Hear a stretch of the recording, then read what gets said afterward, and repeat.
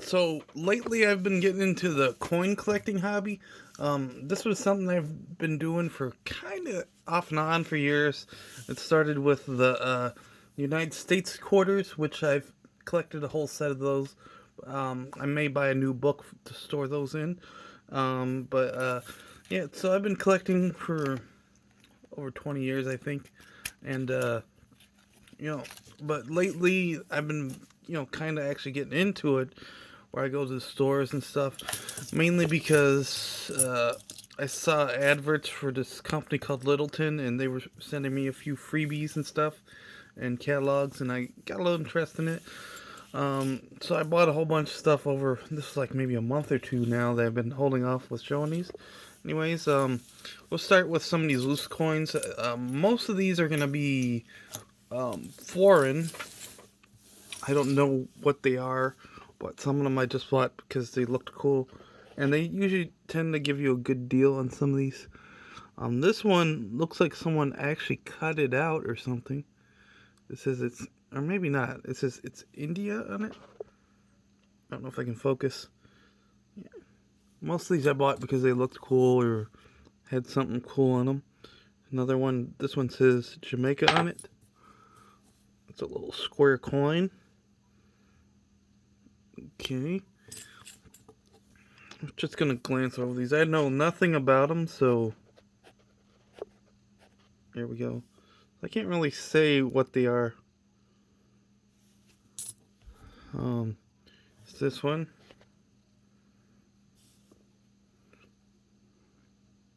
I bought it because it looked kind of cool. See, there's this one.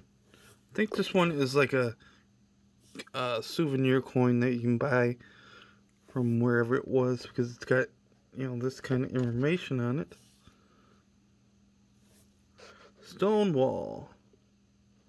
Yeah. Next one is one of these coins. There's the back on that. Pretty cool. This one I think was an Irish coin. I bought two of those actually somewheres. Yeah. Here's another one. Kind of like the ones with the holes in them.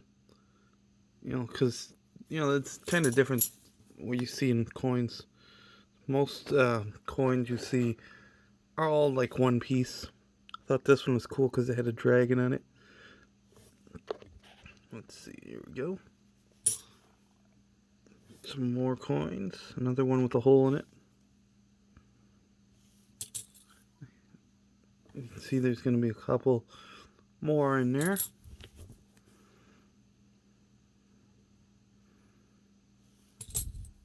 Here's another Irish coin. And the rest of these, I think, are just going to be some early, some like 1900 coins. This is, I think, a nickel or 5-cent piece. I kind of wanted a better condition one. I think these might be considered barber coins, if I'm not mistaken. I'm kind of the person that wants to have at least a sample of each one. I'm not going to go out and collect every single one. These were kind of cheap, less than $1. It's a 1909, or about $1 or so. Because these are like silver, and I think they have like a melt price. These will probably not go as a good condition. A little rubbed off, really well circulated. There's this one. I'll probably buy one in a better condition. I don't really care about the year, the date, or the price. I really care more about the price. Next, I bought some of these old wheat cent pennies. I think they were called zinc pennies. They were made for World War II. They were conserving copper.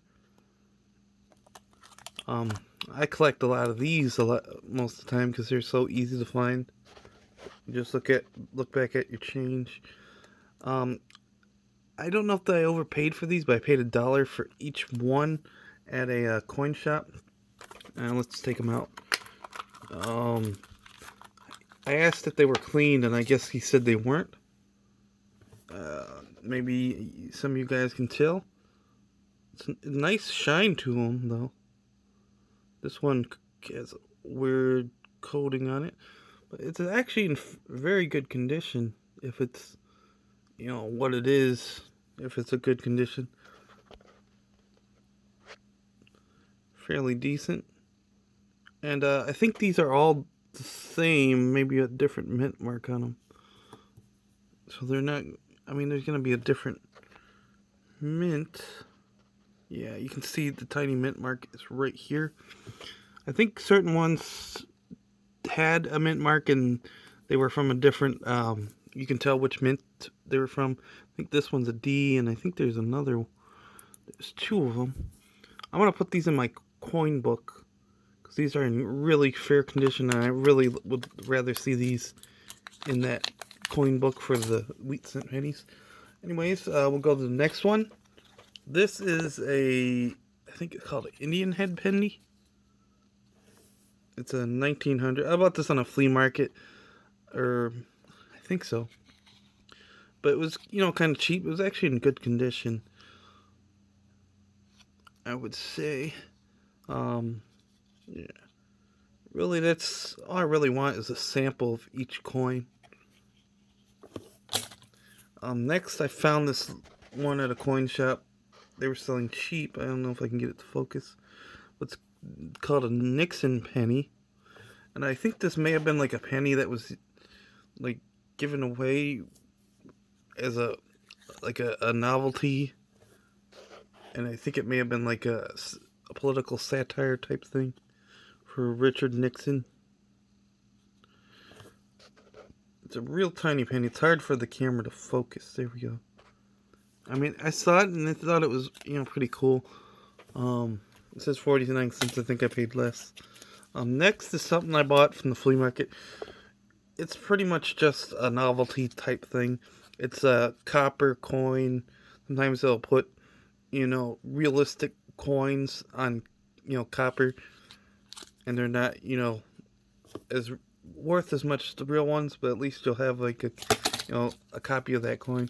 Sometimes you'll find like expensive coins on copper, and then they'd be like, almost exact copies, but they're in the copper. Next is a South Korean, I guess, won coin. Sometimes those coin shops will give you a deal on their coins. Instead of just like giving you $11.50 or something, they might just round it down to 11. Let's see here. Next, I think I bought this at a flea market. It's a Buffalo nickel. Very decent condition. It doesn't look too bad. You can see some detail to it. May have paid $1 or $2. Nice buffalo on it. Next is a Sacagawea. I bought it because it, looked kind of cheap. But it's one of those painted coins. I think sometimes those painted coins are actually stickers. There might be a scratch somewhere on it. This is from 2000, which I believe that's when the coin was originally released. Around the lines there. There's the reverse on this thing. Yeah, I can't seem to get it in there. There you go. Nice little coin. Next, it's a dime. I forgot what they called this one, a mercury dime. Decent condition. I don't know how much I paid for this. I may have paid, a little to it. I think maybe $2, somewhere in that range. Next, I think this might be more of a commemorative coin. Let's see here. There you go. And here's the back. I think it commemorates Diana and I don't know what the other guy's name is. Henry. Wait. Prince of Wales. What was his name? HRH, the Prince of Wales. Well, it was the Diana wedding. I guess it happened in 1981. I know in recent time there were at least 2 royal weddings that happened. Next few things I got are gonna be some paper currency. Some of this stuff was some stuff I just had around, and just bought sleeves for them. Anyways, this is an old $5 bill. I haven't seen these in years. That's pretty much why I kept this one. I think the last time they used this design may have been in the 90s. Maybe 2000s was the latest. But you won't see those in the lineup. I think they just immediately replace them. Next one is a Thomas Jefferson $2 bill. You don't really see these a whole lot, but they're kind of cool. One of my favorite bills to collect because I really like the portrait on the back of it of founding fathers. I think it's the signing of the Declaration of Independence. Real good picture. What year is this one? It's a 2003. This is my better condition one. I believe the that one with the portrait on the back came out in 1776 to commemorate the signing of the Declaration of Independence. Here we go. This one's a little worn, real badly worn, but it's pretty cool otherwise. This one's actually a little older. I bought it on eBay because I kind of wanted it. Ended up getting 2. One was in more worse circulated. So let's see. We'll do it side by side. Appears to be the same picture, different text and wording and stuff. And we'll see the back. This one has the plantation Monticello on it, which is the home of Thomas Jefferson. You'll also see that on the back of the nickels. Different look of it. But I really like this one better. Maybe because all the green, it makes it look nice. Let's see here. More stuff. We'll go with these here. These are some presidential gold dollars. I think they're P&Ds. I bought them on eBay for $12, which I believe was hopefully it was a good deal, because these coins kind of go from like $5 for individually. And this came from a mint set, which you can order from the mints or other sites. Pretty cool. I don't know if it ruins the value if they cut them up like that. I think sometimes it helps with the value. You can make a little more money that way. We got Millard Fillmore, Abraham Lincoln, Franklin Pierce, and James Buchanan. And that's the same on this one, hopefully. And this will lead into the next thing that I bought. I bought these from a coin shop. Presidential dollar books. They're fairly cheap. You can get them for like $5, and that was the main reason I was getting the coins. A little more is to fill these up. As you can see, I only have a few coins, and they're supposed to be like 39, but more if you're gonna collect the P's and the D's. Let's see, I don't have a whole lot in here, so this is a 2-part set. And the reason why I bought it this way was because the guy at the coin shop said these are acid free and stuff, or a little less acid in them. Next, I bought from a coin shop World War II coins. You got nickels, silver nickels, you got pennies from that era, and you got that little zinc penny that was made for a short time. It's a pretty cool set. I don't know if these are circulated or not. Anybody know? They look a little worn. Mainly the nickels. The pennies look fairly decent. Here's the backs on them. The 1 cent. As you can see, it almost looks like something was done to those nickels. Correct me if I'm wrong in the comments. Next, I got the, I guess they're called the La Sacagawea dollar. I don't know why they're called that. I think maybe they didn't make them one year, or they just minted them as collector's items. There you go. This was like one of the first coins I really liked as a kid. I would always have my mom go to the bank and bring me home one, whenever she went. Next, I got one of these little, I think they're called proofs. Yeah, proof sets, 1987, over 30 years ago. Bought this because I saw it on eBay for like $5, so I thought that was kind of cheap. And you know, these things don't sell for a whole lot. Here's your proof coin set specification. I think it's also called a certificate of authenticity. It tells you all the information, who's on it and who designed it, which is pretty cool information. Usually the designer's initials are on every coin, kind of like hidden, so you have to use like a magnifying glass. You go. All in fairly good condition. All the heads are facing to the left, where Lincoln is the only one facing to the right. I don't know if that's because he's considered a Republican, but most of these guys, I think maybe Jefferson and Washington may have been independents, weren't party affiliated. Here we go. Real nice looking, especially that penny, a nice shine to it. Fairly cool. Sometimes you'll actually probably will find these coins in change. I don't know if I've found some. I found some coins I suspect to be, proof coins, because they look a little suspicious.